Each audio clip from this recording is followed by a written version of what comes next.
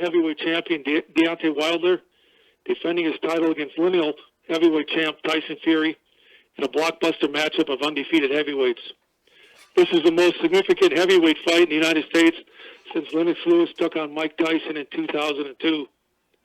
Tickets now are on sale live for the live event and available at AXS.com, Staples Center box office, or StaplesCenter.com. And it's been a great year for Showtime Boxing. It's a great way to end the year for Stephen Espinoza. Stephen's been instrumental in Deontay Wilder having a home at Showtime, and he was instrumental in creating this tremendous card for the fans here on December 1. So it's my pleasure to introduce Stephen Espinoza. Thanks very much, Tom. Yes, indeed, heavyweight boxing and big-time heavyweight boxing is definitely back. Wilder versus Fury will be the 13th heavyweight world title fight presented by Showtime since 2015. That includes 3 heavyweight world title fights just so far this year in 2018. This is a showdown of undefeated consensus top 5 heavyweights. As Tom said, the most significant heavyweight title fight in the U.S. in almost 20 years. And with the 6'7" Deontay Wilder and the 6'9" Tyson Fury, we've got 2 of boxing's greatest showmen with larger-than-life personalities and true heavyweight charisma. Tyson, of course, is undefeated, former IBF, WBA, WBO heavyweight champion. He is unique in the heavyweight division. His size, mobility, his footwork, his skill set. He presents a challenge unlike any other. Interesting side note here, both Deontay Wilder and Tyson Fury are alumni of ShowBox. They're among the 78 ShowBox fighters who have gone on to win world titles. And on behalf of the network, I'd like to extend our thanks to Tyson Fury and to John Fury and the entire Fury camp.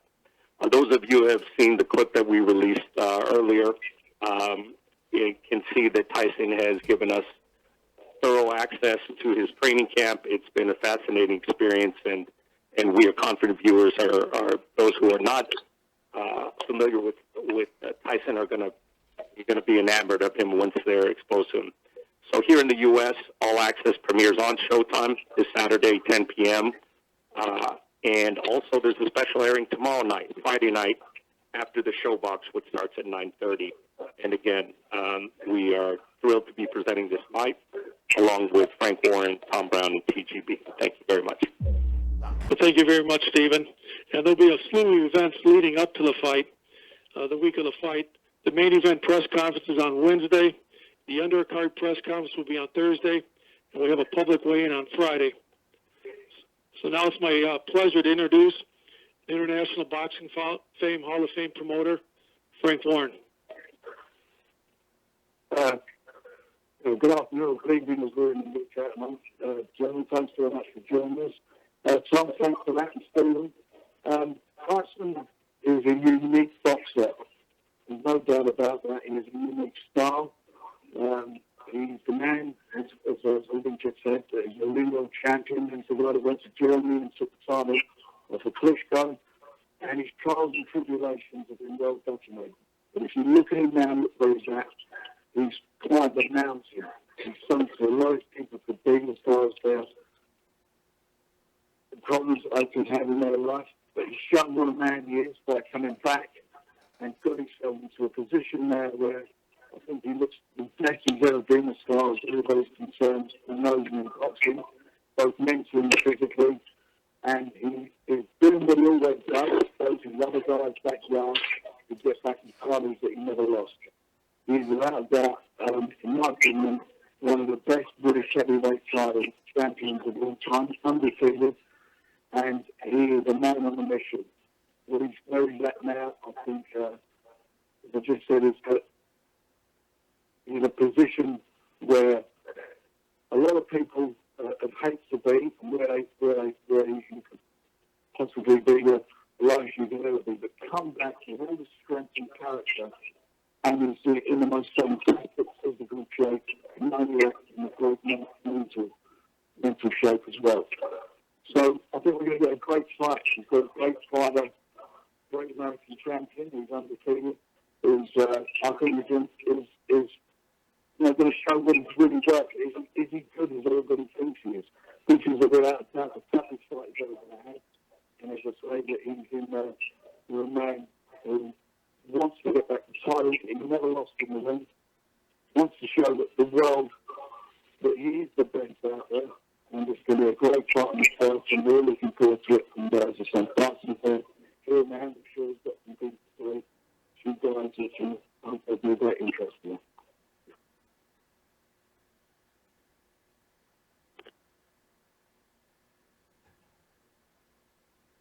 Okay, Mr. Warren, can you please introduce Tyson? So the line's breaking up here. If you could just introduce Tyson so he can make opening comments, that would be great. Oh, sorry, I can't hear you. Anyway, Tyson's here on the line, so I'm sure you want to hear from the undefeated Lineal champion, Tyson Fury.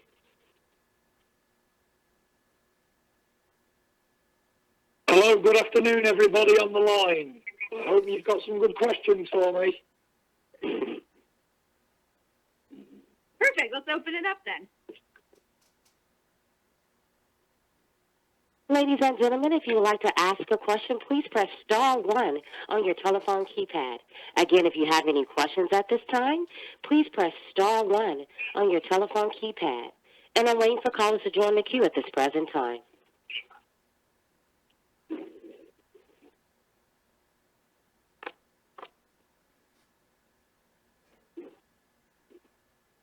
Okay, our first question is going to come from Keith Eidick from theboxingscene.com. Please go ahead. Hey, Tyson. I hope you're doing well. I just wanted to ask you what went into your decision to bring Freddie Roach aboard and how he's kind of helping you along here in camp. Yeah, we're training in Freddie's team now in Hollywood at the Wild Card. Very good to have Freddie's experience around, giving us good pointers, and he's a very nice guy, so I thought I'd invite him to be a part of the team, and he can give us some good experience in the corner. What will his role be on fight night? Obviously, Ben will be in charge like usual. Is that the way it's going to go? Whatever Freddie wants to do, he can do. Freddie's his own man. Whatever he wants to do, he'll do in the corner. I'm sure he will. Okay. How much of an advantage maybe do you feel that could be for you, Tyson, being that Freddie has worked with so many great fighters and had so much success? It's always good to have experience in the corner. You know, it's always good to have a wise head in the corner, and it's going to be to my advantage.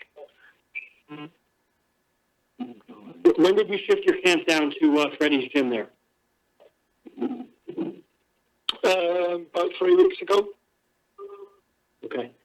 Did Big Bear not work for you, or why did you do that exactly? We always planned to move. Big Bear was altitude training. We had 3.5 weeks in Big Bear. It was very good. I loved every minute of it. But we moved down to sea level to train for the fight. Okay, great. Thank you, Tyson. Our next question is going to come from Jake Lamborn from The Sun. Please go ahead. I wanted to ask, is there any truth in the rumor you knocked out Joe Joyce in sparring, and was that one of the reasons why you left the Big Bear gym? No, there's no truth in it, and it's got nothing to do with why I left. I just told you why I left. It was always planned to leave. And do you think this fight will be a tougher fight than your win against Vladimir Klitschko? I think that's like, obviously, you brilliantly outbox the boxer, so... I'm hoping it's going to be the toughest fight in my life. That's what I'm preparing for, so if it's anything less, I think it'll be easy for me. And what are your feelings towards Deontay Wilder? Obviously, he recently came out and said that he doesn't hate you, he actually likes you as a friend and as a person. So what do you make of him? I don't really know him as an individual character. I only know him as a boxer, so I don't really have an opinion on him. He's in my way, and that's all I'm focusing on at the moment. I'm sure after the fight we can go through I don't know our feelings. It's just a sport. And do you see this fight going 12 rounds? Do you think you've got the power to knock him out? Excuse me, I didn't hear that. Say that again. Sorry, do you see this fight going the distance? Can you go 12 rounds, or do you think you can knock him out in this upcoming fight? Well, heavyweights, we both can knock each other out, and we should be fit enough to do 12 rounds. So, I think if not, there'd be no point in training for 12 weeks, would there? Thank you very much, Tyson. Cheers. Our next question is going to come from Taryn Wack from Tuscaloosa News. Please go ahead. Hi, Tyson. This is Taryn. Why would you say that this is the biggest fight of your career, even when you do consider your old Klitschko one? Excuse me, say that again more. I think it's a big fight. Yeah, why would you consider this the biggest fight of your life, even when you take into account all the ones you've had in the past? Because every fight that I fight is the biggest fight of my life until that moment. They're all the biggest fights, all of them. My last fight, the fight before that, they're all the biggest fights because I don't look back in the past, I only look forward to the future. So every fighter that we come across is my biggest challenge to date. And do you think the winner of this fight should be considered the absolute heavyweight champion of the world, even with Anthony Joshua out there with some belts? I'm not sure. I'm not sure what people will always have an opinion on who's better and who isn't. So it's really unimportant to me what people think who's the best or whatever. The most important thing is that they all fight each other and give the boxing fans of our era something to talk about. It'd be a crying sin to not fight each other and all get in the mix. It's going to be an exciting time. It's an exciting time. Whether who's the best, we'll all find out when we all fight each other. And the fact that it is the first heavyweight championship in America in a long time, does that add to it even more, or does the location not really matter? The location's fantastic. To be in America, boxing on US pay-per-view, boxing in Los Angeles, it's a fantastic place. I'm happy to be a part of such a massive event. And I'm sure it's going to go down in American boxing history. It's the first time you got two unbeaten world heavyweight champions, both giants, both got big points to prove, fighting each other. I'm as excited as a boxer as I am as a boxing fan to this point. Okay, thank you. Our next question is going to come from Mark Ortega from the Sporting News. Please go ahead. Hey, Tyson. Thanks a lot for your time. One question I have is, do you feel like you're as supported as other British fighters? And do you feel like you should have more support from them considering all you've achieved in the ring? I feel like I've got the support of the world behind me at the moment, not just the British fight fans. I'm jogging down the road in Los Angeles and everybody's cheering my name and saying, go on, Trump, and there's messages from all over the world. So I don't just have support from the UK, I have support from all over the globe, which I'm very, very happy about. The fight isn't yet sold out as far as tickets go. Do you expect British fans to travel in support of you? Do you expect to have like a large cheering section at this fight? I'm sure I'll have as many fans as Deontay Wilder at the fight, but let's just say if this fight would have been in Manchester or anywhere in the UK, it would have sold the stadium out. We'd have sold 75,000 tickets. They did want it to be here, and I'm happy that it is here because it gets me on the road again. I'm becoming a proper road warrior now, fighting different people, countries, and taking championships off champions in their own country. So I've become accustomed to it, but make no mistake, if this would have been in Manchester, we could have had this at Old Trafford and it would have sold 75,000 tickets. Yeah, I don't doubt that at all. Is it less distracting to be the traveling fighter and going to the other guy's home grounds in order to fight than it would be if this was in the UK and all the obligations that come with that? Not really. I think it doesn't really matter where the fight's going to be. As a fighter, it doesn't really matter to me if it's in wherever it is, because the outcome is going to be the same. The fight is a fight. No matter how many fans you've got behind you or how many people want you to win, if you're good enough, you're winning. If you're not, you've got to lose. So it's really unimportant where the fight is, travelling to different countries. But for me, as a fighter, it makes it all the more sweeter when I win in somebody else's home backyard. And I take all that and use that as a player. All right, thank you so much. Looking forward to the fight. Appreciate it. Thank you. Our next question is going to come from Carlos Toro from Fightful. Please go ahead. Thank you, Tyson, for taking time away from your schedule to talk to us. The first question is, when your comeback was announced earlier this year, did you envision getting the world title shot against Deontay Wilder just months after that first return fight against Fury? Yes, I did, because I was very motivated and very determined. With me, when I make my mind up on something, I just do it. I don't take no prisoners. I don't beat around the bush. I don't play games. I don't play at boxing. So whatever I want in boxing, I take. And that's the attitude I've got. How does training for this fight against Deontay Wilder compare to the training you went through close to 3 years ago when you were preparing for Vladimir Klitschko? All training camps are the same, whether I'm training for Francesco Pianetta, Vladimir Klitschko, Deontay Wilder, or anybody. They're all the same. You just train, eat, sleep, repeat for a long period of time, and that's it. The only thing that might change is the size of the sparring partners or their stance. Because if I'm boxing an orthodox man or a southpaw, then I'll need sparring to match. But the only thing that will change in the training camp ever is the size of the sparring partners. That's it. You know, and lastly, when you're preparing for someone like Deontay Wilder and his kind of knockout power, do you focus more on trying to get Wilder to deep into the fight or being able to withstand Wilder's shots and be able to trade with him? I don't really focus on any of that, to be honest. I just do what I do, and that's it. I don't really care what Deontay Wilder is going to bring to the table. As long as I do what I do best, and I'm not really bothered about anything he does. I just hope he does his best, and then he puts on anything that he's okay. So that'll make me do plus up. So that's what I'm looking for. Thank you, Tyson, and best of luck on December 1st. Thank you. Our next question is going to come from Lim Satterfield from theboxingscene.com. Please go ahead. Hi, Tyson. How are you doing? I'm doing good, thank you.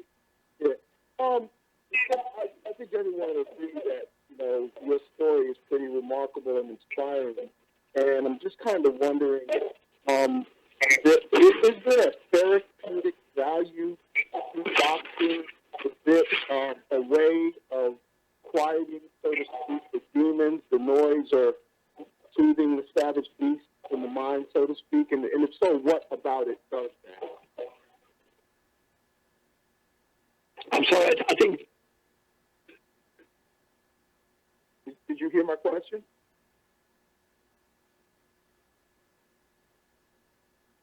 Did you hear my question? Well, I'm still here, and I have him conferenced in, so... Did you hear my question? I don't think so. Does he want me to ask it again? Yes, please. Tyson, are you there? We may have lost him, Lisa, so let me try and conference in through Ben Davison. Tyson or Tim, can you hear us? Okay, stand by. Everyone stand by for 1 second. Sorry about that. Thank you.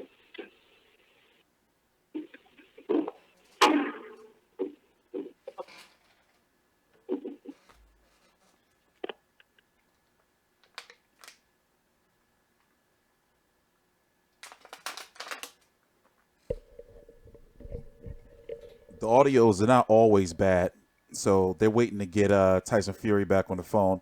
So for people who don't know, this is live. I don't have nothing to do with what's going on with their phones and shit. My shit is cool over here. We straight. So they're trying to get Tyson Fury back on the phone now. But in regards to Frank Warren, remember he was overseas, so no telling where he was and that connection, whatever they were using. So that's why his shit was all fucked up. So some people be having clear, it be clear. You know, some people it don't. My shit is always clear. But why they getting Tyson Fury back on the phone? What up? I'm chilling. I'm tired. I think I got about 5 more videos to put out after this. And then right now it should be here. Let's go check real quick. Oh wait, I think they got him back. Hold on. Nah, they don't got him back yet. I think it's the Maurice Hooker, Alex Saucedo press conf. All right, yeah, they're getting him back on the phone. They just said, hold on. Told everybody to hold on. Let's see if we can go check in on a press conference. Isn't the Maurice Hooker, Alex Saucedo press conference going on right now? I'm trying to pull it up on a screen, on one of the other screens. Hold up. Okay, Lisa, we have Tyson in again? All right, well, they got Tyson Fury back on the phone. But the dude who asking the question, his phone is trash, or wherever he is trash. So let's hope he fixed it. Yeah, I couldn't hear you. Yeah, okay. I was going to say that I think everyone would agree that your story is really remarkable. And I was wondering if there was a therapeutic value to boxing that kind of quiets the demon, soothes the savage beast of the mind, so to speak.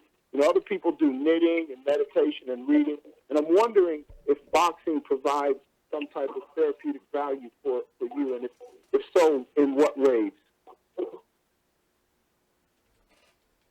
I'm not so sure it's the boxing, but definitely the training does help. See, when I don't train, I tend to get down and low.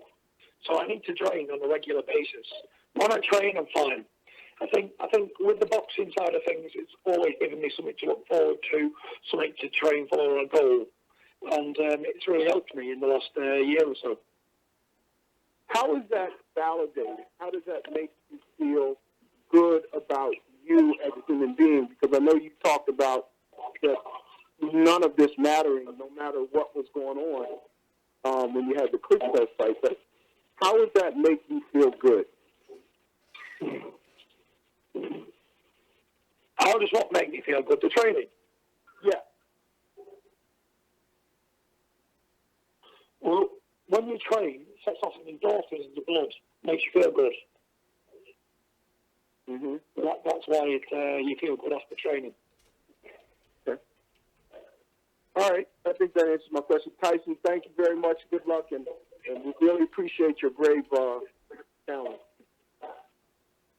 Okay, our next question is going to come from Nestor Gibbs from theboxingvoice.com. Please go ahead. Tyson, how are you? Good, I'm good, thank you. Very good. All right, so I want to start off with something light. When you win this fight, what would your victory meal be, and where do you plan on going for vacation?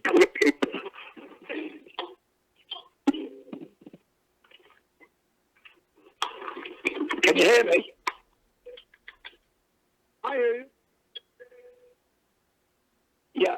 What my victory meal be? It'll probably be about 4 in the morning when I get finished with the drug test and the press conference.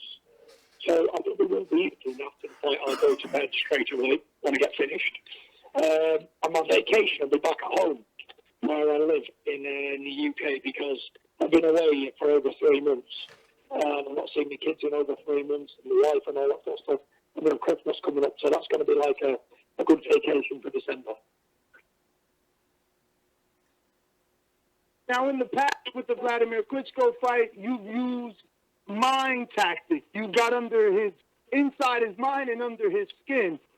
Is bringing Freddie Roach part of that, right? Because we're used to fighters saying, if it ain't broke, don't fix it. You know, you've called Deontay Wilder a bum in the past, but you're changing a lot. You changed camp, and now you added a trainer. Is this part of the mind game, or is this to improve Tyson Fury for this fight? This is just the things that happened along the way, to be honest. Like I said before, we always intended to train in Big Ben and come down to LA.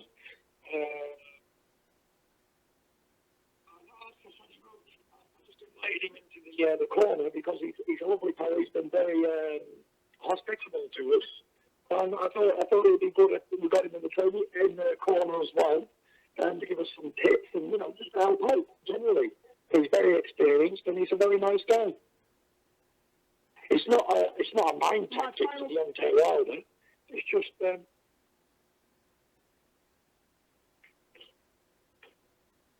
go on. No, I'm sorry. I thought I caught a pause. Go ahead, finish. Yeah, it's all good. There's no mind tactic things going on. I didn't try and get in Vladimir's mind. It just seemed to work out that way. And my final question, do you agree with the betting line that has you opening up at a plus 138, Wilder at 165, but Fury to win by decision is plus 200, and Fury by KO plus 600? I think that the bookies and whoever else who's going to bet is entirely generating on someone's opinion. And it means nothing to me, the betting odds, because I've defied every odds. Just even being alive today, I defied the odds. Being a world champion, defied the odds. Being named Tyson Fury, defied odds too. So odds, I don't really care too much for odds. They don't mean anything to me at all. And I'm not a gambling man at all. Well, thank you, Tyson. Best of luck. Our next question is going to come from John Gatler from the New York Fight.com. Please go ahead. Tyson, how you doing? I'm doing Tyson. Good. Hey, let me get this out of the way. My mother was on the aircraft carrier during the promotional event in New York City. Thinks you're quite a character. She wants to know if you abandoned sex during training. No. No? No sex. No sex for 12 weeks. Oh, okay. Now, listen, you've had a lot of terrible things to say about Deontay Wilder, a lot of colorful banter and everything else. How much of that is gamesmanship and how much of it is real? How do you really rate Deontay Wilder as a fighter and a threat on December 1st? He as a fighter, he does what he does, and, as a threat, I hope he can bring his biggest threat that he's got. I don't know about the horrible things I've said about Deontay Wilder. I don't know what that is, but as a person, as a fighter, he's not being the world champion, so he's done his job, and congratulations to him for it. Eddie Hearn has had a lot of things to say about this promotion as well. He talked about the lack of ticket sales, the lack of excitement in your style. You brought in Freddie Rotes, as has been mentioned, on this broadcast here. How real is it right now for you to put on a good effort in this fight? And if you win, how interested are you in Anthony Joshua, and how do you assess that fight potentially? I'm not really interested in anything Eddie Hearn has to say, because my promoter's Frank Warren.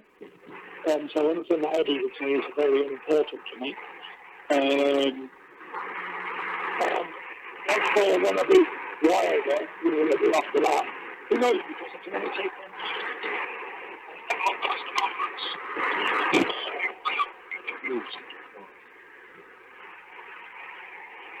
All right, best of luck on December 1st, Tyson. Cheers, mate. Bye-bye.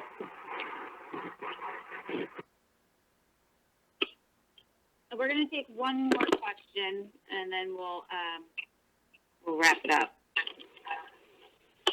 Actually, let's take John Dillon from the London Evening News. Katina, please. Okay. Hello, Tyson. I can't think of a heavyweight title fight that's had two more extremely opposite styles. And we always talk about styles make fights. So, can you give me sort of your assessment of the difference between yourself and Wilder as boxers, please? Yeah, I'm very good looking and Deontay Wilder's not. That's the difference between us. Yeah, but we knew that anyway. How do you like that, Once you get in the ring, though, you don't have a mirror with you. So. Yeah, Deontay Wilder's a good fighter. Styles do make fights, as we've seen time and time again in the past. It's very rare that we get to see two people over 6'6" fighting each other. So it's going to be an interesting clash. We've never probably seen this before. So we don't know what to really expect. You've got someone who's got dynamite power and he's going to be looking to land it. And you've just got someone who's got great boxing skill and he's going to be trying to use that. But at the end of the day, it's a fight. And at some point or other, two men, heavyweights in a fight, they'll have to punch each other and stand and fight. And when that moment comes, you're going to see who's the better fighter, who can take the better punches, and who can't. And the loser of this fight rebuilds, and the winner continues on a long road. The fans are the only winners in this fight. Me and Deontay Wilder, we have something to lose. I've been boxing my whole life and never lost a fight. So if I lose on December the 1st, I've lost that zero. I've lost everything I've worked for the last, I don't know how many years, 10 years or so. And I suppose Deontay Wilder's the same, but the fans ain't losing because they get to see two fighters punch each other to pieces and entertain. And that's the way I just see it. But make no mistake, I can box for 12 rounds on my toes and on trying, but at some point or the other, he's going to hit me and I'm going to hit him. So it'll be a 20-foot boxing ring. So it's not that big for two fighters to fight. At some point, you're going to have to stand and trade. And when that point comes, I'm very confident that I can withstand his power and knock him out in return. Okay, I mean that is the point. You know, I mean, you can avoid though getting drawn into a war because you're known for being clever, aren't you? Well, I don't know about clever. If I was clever, I'd be a rocket scientist. I wouldn't be a boxer. But I have got the ability to see danger before it happens, which is a very good blessing. So like you say, I've been looking to avoid them, but knockout punches around mine. Boxing is about hitting your opponent and not taking any in return. That's the way I look at boxing. I don't look at boxing like I'm going to hit you in the face and you're going to hit me back. Because then I'd be a fool. Because at heavyweight, you don't want to be taking big punches to the head because it may cause brain damage sooner or later. And that's not something that I want to occur. It's my business to get out of the way and then punches and just hit him. Thank you. Absolutely. Thank you. Yeah. Thank you. That was the last question for today. Well, thank you, Tyson, and thank you everybody for joining us. Just one more time, the event is at the Staples Center. Tickets are available on AXS.com. And this is a rare opportunity to see a real heavyweight championship fight. Two undefeated heavyweight champions on one night. Staples Center, December 1 on Showtime PPV. Thank you. Thanks, everybody. Thank you, ladies and gentlemen, for joining. You may all disconnect and have a great day. You know, there's good and there's bad media calls. Let me hang up. That, ladies and gentlemen, was a bad media call. Let's hope that tomorrow with Deontay Wilder, which is going to be at 4 p.m. Eastern, that is a little better. So you know what you got to do? Media call etiquette. Make sure that you're in a quiet environment. Don't be driving. Don't be having your kids running around in the motherfucking background.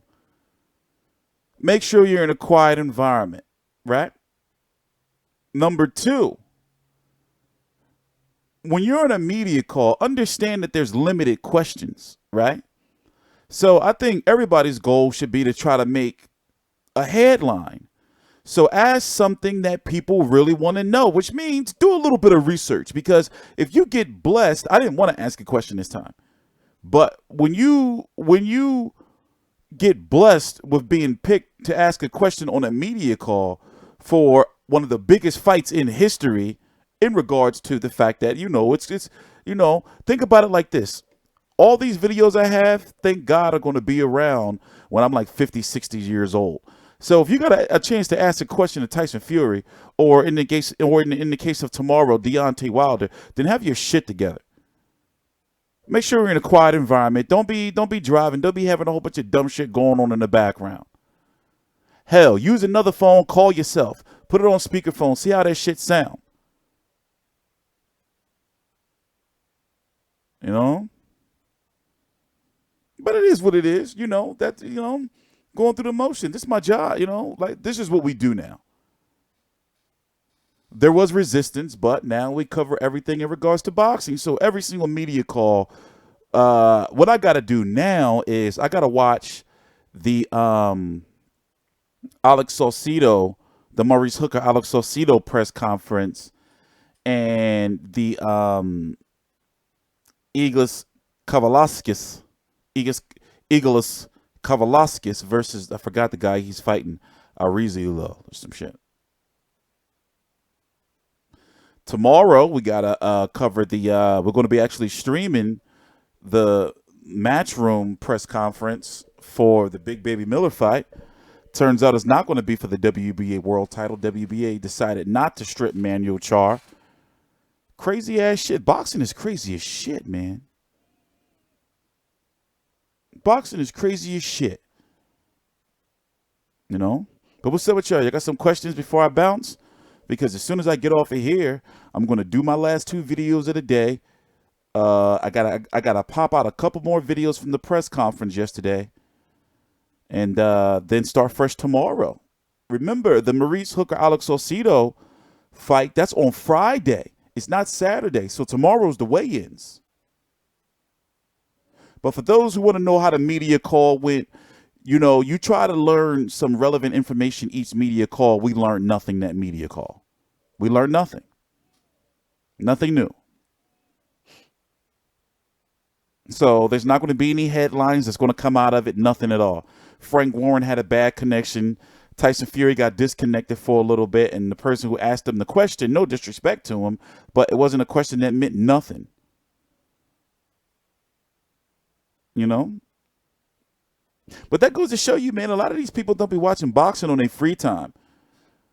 You know, you got to study the sport to know what be going on with the politics and shit. So you get on these calls, you go to these media events, and you don't be asking motherfuckers about their shoes and shit. Like, so, hey, what do you know, your shoes and shit. Like right there with Ness, see, Ness could get away with that because we already know he know how to interview. So him asking about Tyson Fury victory meal and shit, it's like, all right, Ness, all right. We know you know what I'm saying? You know, so he can get away with that. But other motherfuckers just like, you know. Yeah, we all about innovation here, man. We all about innovation, Rob, from in New York City. We all about innovation. We could do some fight night. I did enough. See, what I like to do is I like to like use the video game streams like to treat myself. Like it's like, all right, you did a lot of work, so go ahead, you can stream some video games. But I'm actually going to get I gotta let me tell you, I got a $1,600 PC coming. And then once that thing gets here, we're going to be streaming on, like what we're doing right here, right now. We're going to be doing this on YouTube, Twitter, Facebook, and Twitch simultaneously, all at the same time. And we're going to have the chat so that people are going to be able to chat with each other in this right here. You know, like, all from different platforms. We got some crazy shit going on. So I'm waiting to see what happened with these credentials for Wilder versus Fury, Canelo Felding, and the Chuck Liddell Ortiz 3 fight. So I'm not going to unveil my new shit until we get into those fights. I'm not going to keep promoting these fights all extra crazy and everything, and they just keep smacking us in the face. You know? Yeah, I don't know what's up with Dan. You know, word is Dan Rayfield is on the way out. Even though he got a new contract with ESPN, Bob Arum wants him out. You know? I think we're going to get our credentials. I think we're going to get him. Like, we don't, it's one, we've isolated it. We've isolated it. So now we know exactly where we're not getting credentials from, and we've isolated it. So it's not, you know, yeah, I'm putting an order in tomorrow for my PC. The PC I'm getting is crazy. You don't even have to tell me what PC. Trust me, my shit is gonna be top of the motherfucking line. So we know we doing our part. You know, we're at the media. We doing our part. Me, I'm not going to any more fights. I'm done with that shit. I'm gonna sit my ass right in here and get this shit done. Yeah. The shit's all on the channel. My colleague's been out in LA covering it. I'm gonna buy it next week. And I'm gonna cover it. And we're gonna be covering. I also gotta cover Ryzen 14 because of the deal with the Mayweather press conference. So even though he may not be fighting in Ryzen 14, it's looking like he's not. I still gotta cover it. You know, like part of the deal. So I don't give a fuck. I'm gonna be up and just watching that crazy ass shit. I don't know who them people are, but I'm gonna be doing research. I know enough about Tenshin Nasukawa, but everybody else, I'm gonna just be binge watching fights on YouTube, Daily Motion, and the internet. Gabby Garcia, I like her fights. You know, so it is what it is. We ain't gonna cover the whole card.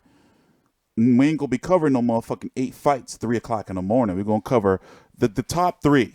You know, the 3. The main event, the co-main, and the fight under that. No, I ain't find the mouse. I saw him earlier. I got a mouse in the crib. I don't know where he came from. Like we've been in here almost 18 months, and we like in like the suburbs. So he like a weird looking mouse, not a weird looking mouse. He not no city mouse. So I kind of feel bad that I'm stalking him. But I ain't gonna lie, I was bitching. He scared me half to death. You know, scared me half to death when I saw him run across the floor. I was like, what the fuck was that? So, you know, I saw him again earlier, and I was looking like, damn, man, I got to kill him. So I'm going to run out probably a little later on to the hardware store and get some sticky traps. So we don't have a whole lot of openings here. So I know where I know where he be coming out at. So I'm just going to, you know, sticky trap him. Pick him up, throw him up in the trash. It's horrible, I know. But what else am I going to do? Free the motherfucker? Catch him and then free him? How am I going to do that? You know. But anyway, we got to get up out of here, fellas. T-Street Controversy. This is T-Street Controversy Live. So to remember, tomorrow we're going to be doing 2 streams and also got a shitload of videos to get out again tomorrow. So I think I put out 10 already today. I think this is 11. I got another 2, 3, 4 to put out today. But all right, I'm going to get up out of here, man. Please subscribe. The links to my social media right down below in the description box. This is T-Street Controversy. This is T-Street Controversy Live.